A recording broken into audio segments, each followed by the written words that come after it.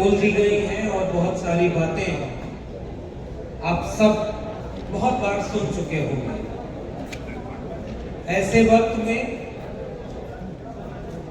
सबसे महत्वपूर्ण है इस तरह के कार्यक्रमों में आने का मकसद कि हम बार बार अपने विचारधारा, अपने एजेंडे और अपनी लड़ाई को याद करते हैं, एक दूसरे से हिम्मत लेते हैं और हिम्मत देते हैं। इसलिए कई बार दोहराते हैं हम अपनी मांग को, अपनी बात को, अपनी विचारधारा। धार्मिक किताबों में लिखा जाता है कि धर्म की किताबों को जितनी बार पढ़ेंगे कष्ट दूर होगा, लेकिन हमारी विचारधारा कहती है कि अपनी विचारधारा की बातों को जितनी बार दोहराएंगे उतनी बार कष्ट दूर होने की गुंजाइश ज्यादा पैदा होगी। ऐसी उम्मीद के साथ आज हम जिस दौर में यहां पर खड़े हैं, ये एक तरफ सुकून भरा भी है और दूसरी तरफ मुश्किल भरा भी। सुकून इस बात का है कि जब इस मुल्क में इस बात का इम्तिहान होना था कि कुछ दिन पहले जमहूरियत में लोग वोट देकर के तय करना था कि कौन देश में हुक्मरान बनेगा और वो इस देश को इस मुल्क के आईन से चलाएगा या उसे बदल देगा। इस तरह के जन आंदोलनों का, सामाजिक संगठनों का और ऐसी तमाम बैठकों का ये प्रतिफल है कि संविधान को बदलने की बात करने वाले कमजोर इतना हुए हैं कि अब उन्हें भी सहारे की जरूरत पड़ी है।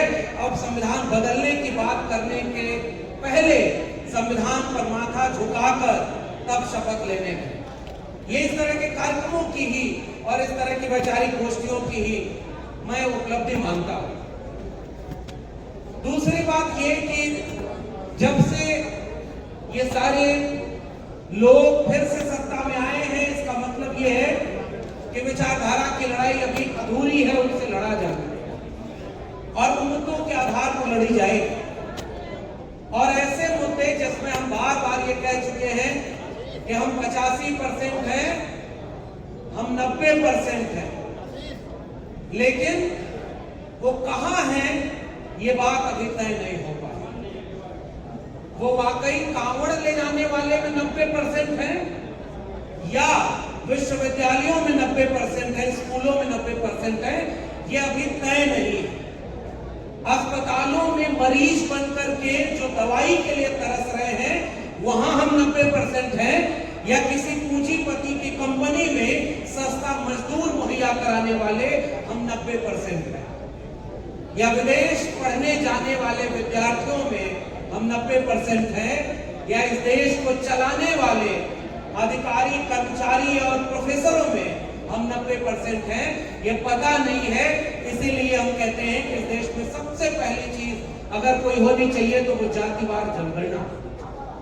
एक बार जनगणना हो जाए ताकि पता चले कि कौन कहां किसका हिस्सा लिए हुए और कौन कहां कितने में गुजारा कर रहा है।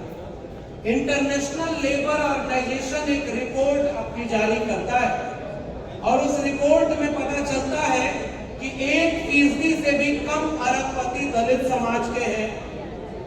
1% के तकरीबन ओबीसी दलित मिलाकर हैं और आदिवासी एक भी अरबपति नहीं है। चाहते हैं कि वो 50% लोग कौन हैं जो इतने बदहाली में गुजारा कर रहे हैं। मंदिरों में तो शोर है, असली दुआएं तो अस्पतालों में सुनाई देती हैं, जहां दवाई नहीं है, इलाज नहीं है। और इस देश में आंदोलनों के नारे हुआ करते थे कि रोटी कपड़ा सस्ती हो और दवा पढ़ाई मुफ्ती है, लेकिन आज के वक्त पढ़ाई और दवाई दोनों महंगी कर दी गई है। आज ही बजट पेश हुआ है, किसानों को 5.5% 2014 में बजट का हिस्सा मिलता था और इस बार वो घटकर 3% हो गया। शिक्षा पर बजट घटते घटते पिछले 10 साल में आधा हो गया। हथियारों को खरीदने का बजट बढ़ाया गया है और सबसे ज्यादा बजट उन्हें दिया गया है जिनकी बैसाखियों के सहारे कोई तीसरी बार प्रधानमंत्री बनकर बैठा है, अपनी कुर्सी बचाई, इसलिए उन बैसाखियों को बजट दिया। ये बजट कॉन्सेप्ट की भाषा ही ऐसी है जो आम लोगों को समझ में नहीं आएगी।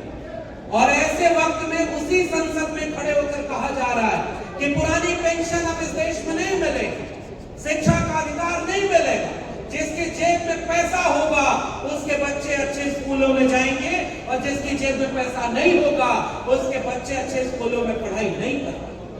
और हम जानते हैं कि जिस समय ये बात हो रही है वही दिल्ली विश्वविद्यालय कहता है कि हम अपने आप मनुस्मृति पढ़ाएंगे और ताकि वहां पर विवेक पैदा हो और पुरानी परंपरा में लोग जान सके कि भारत में भी कानून की एक किताब थी और उस पर क्रिटिकल एनालिसिस करेंगे।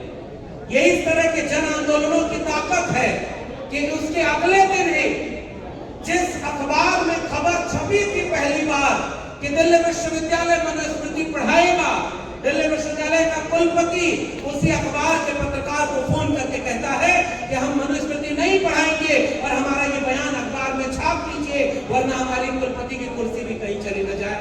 वो ताकत इस तरह के संगठनों और ऐसे कार्यक्रमों से आई है, इसलिए मैं आपको बधाई देना चाहता हूं।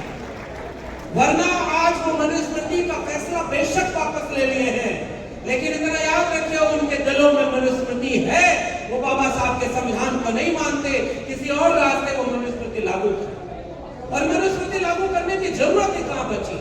अब उन्हीं विश्वविद्यालयों में जो सिलेबस बनाया गया है, एनसीईआरटी की किताबों में जो सिलेबस बनाया गया है, उसी विश्वविद्यालय में 300 रामायण के रामानुजन का उसे सिलेबस से निकाल दिया गया। प्रोफेसर कांचालिया की किताबें उसी विश्वविद्यालय से निकाल दी गई। उसी विश्वविद्यालय से महासीता देवी का उपन्यास जो आदिवासी महिलाओं के शोषण पर था, द्रौपदी, उसे निकाल दिया गया और अब मनुस्मृति पढ़ाने के लिए क्रिटिकल सेंस डेवलप करने का तर्क लेकर आए। अगर आपका आंदोलन कमजोर होगा तो वो प्रयोग जो तालाब में पत्थर डालकर किया गया था वो फिर से लागू कर दिया जाए और इसलिए खतरा है, लेकिन वो लागू हो चुका है क्योंकि किसी और रूप से एनसीईआरटी की किताबों में, अब एनसीईआरटी की किताबों में जो दंगे हुए वो नहीं पढ़ाए जाएंगे। एनसीईआरटी की किताबों में प्राचीन काल हिंदू काल होगा, मध्यकाल मुसलमान काल होगा और आधुनिक काल में कहा जाएगा कि जाति व्यवस्था उत्पन्न हो गई। एनसीईआरटी की किताबों में सारा सिलेबस बदल दिया गया है। आप कहते थे अशोक का राज, अब वहां पर भी सिलेबस बदल दिया। जो स्कूल में पढ़ने भी जाएंगे उनको अब क्या पढ़ाएंगे ये तो हम बचा ही नहीं पाए।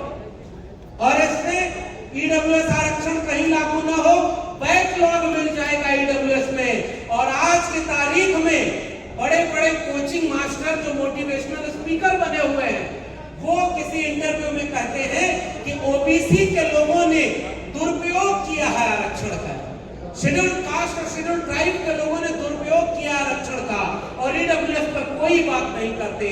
और मेरिट की तर्क चला जाता है जब 3 नंबर पर जिस परीक्षा में ईडब्ल्यूएस के कटाव गई उत्तर प्रदेश के नर्सिंग एडमिशन में, वहां पर एससी एसटी के कटाव 50 नंबर के ऊपर।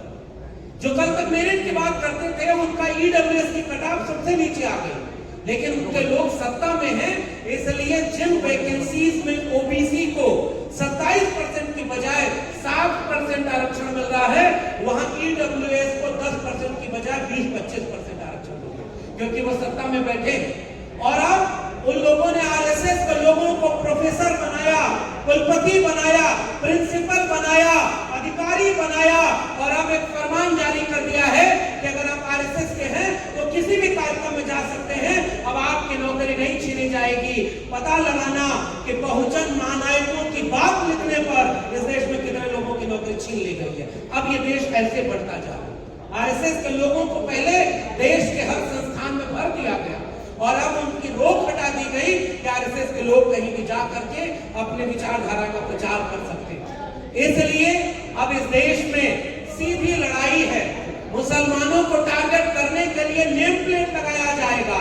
तो मैं तो कई बार ये सोचता हूं, आम बेचने का ठेला लगाने वाला अगर नेम प्लेट में लिखा होगा कि यह अभिषेक की दुकान है तो वो आम कैसे बताएगा कि बाग अकरम की थी जिससे वो आम तोड़ करके अभिषेक बेचा। ये आम के पास तो मुंह नहीं है कि वो बताएगा कि किसके हाथ से दूध चल करके उस चाय की दुकान तक पहुंचा है। ये तो एक फर्क जो आर्टिकल 1956 में छुआछूत निरोधक अधिनियम बनाया गया, अब तो फिर से ये छुआछूत लागू करने की बात करते हैं। इसलिए क्योंकि वो मुसलमानों के खिलाफ सामने दिखते हैं, वो इस देश के दलितों और पिछड़ों के खिलाफ हैं। इस बात को हमें कहना होगा और हम मुसलमानों के खिलाफ जो कार्रवाई होगी उसमें भी खड़े होंगे और ये बताएंगे कि किसी दुकान पर किसी धोबी पासी की, किसी निशात मल्लाह की, किसी कुर्मी कोयरी अहिर की अगर जाति लिखी होगी तो बताओ उनकी सूचना भंग होगी कि नहीं होगी। इसलिए ये अपने मन में मनुस्मृति लागू किए हुए हैं, बाकी जगहों पर भी उसी को आरोपित कर कुर्सी बचाने के लिए। इसलिए मैं आपसे ये गुजारिश करना चाहता हूं कि अगर इस देश में आज की तारीख में सबसे पहली कोई जन आंदोलन की मांग करनी चाहिए तो वो कास्ट सेंसस होना चाहिए, जातिवार जनगणना होनी चाहिए और जातिवार जनगणना ही देश को बचाएगी और जातिवार जनगणना से ही सबको सबके हिस्से का हक मिलेगा। और ये हकमारी जब तक हम नहीं बचा पाएंगे तब तक इस देश का कुछ नहीं हो सकता। और मैं आखिर में एक छोटी सी कविता पढ़ना चाहता हूं और इसी में पैगाम हमारा है कि हम क्यों बार बार इस तरह के कार्यक्रमों में आते हैं। हमने कलम किताब हाथ में ली तो हम यहाँ तक पहुंच सके। ये अलग बात है कि हम आरएसएस के कैडर नहीं थे तो नौकरी से निकाल दिया, मगर उनको लगा था कि नौकरी से निकाल देंगे तो डर के चुप हो जाएगा। हम तो ये सीख करके आए थे कि जुल्म के साए में लब खोलेगा कौन, और हम भी चुप रहे तो फिर बोलेगा कौन। इसलिए क्योंकि इसी कलम और किताब से हम यहाँ तक पहुंचे। सवाल किसी एक लक्ष्मण यादव की नौकरी का नहीं है, सवाल ये है कि अब इस देश में आधे % से भी सरकारी नौकरियां कम बची हुई हैं, बाकी सब तो प्राइवेट हो गई, तो फिर नौकरी करेंगे कहाँ। इसलिए मैं आपसे जाते जाते गुजारिश करना चाहता हूं कि बहुत सारे लोग बांटने के लिए तैयार हैं। हम मिल करके एकजुट होकर के, बहुजन समाज के लोग एकजुट होकर के संविधान को बचाने के लिए न्यूनतम सहमति पर, अधिकतम सहमति पर नहीं, वरना हम लोग तो तराजू लेकर तौलते हैं कि कौन शुद्ध अम्बेडकरवादी, कौन शुद्ध सामाजिक न्याय की बात करने वाला। न्यूनतम सहमति पर अधिकतम एका बनाइए, वरना लड़ने के बहाने हमारे बीच 1000 चलेंगे, जोड़ने के बहाने अगर एक मिल जाए तो उसी के बहाने जुड़ जाए और जिम्मेदारी हमारे ऊपर सबसे ज्यादा है। मैं एक आखिर में शेर करके इसी के साथ अपना पैगाम आप तक पहुंचाना चाहता हूं कि यार मक्तल से बहरहाल गुजरना होगा, यार मक्तल से बहरहाल गुजरना होगा, बच गए हम तो किसी और को मरना होगा, बच गए हम तो किसी और को मरना होगा। टाल देने से कोई मसला हल नहीं होता, एक न एक दिन कोई फैसला लेना होगा। अगली नस्लों को बर्बादी से बचाने की खातिर जो भी करना है इसी नस्ल को करना होगा। बहुत बहुत धन्यवाद।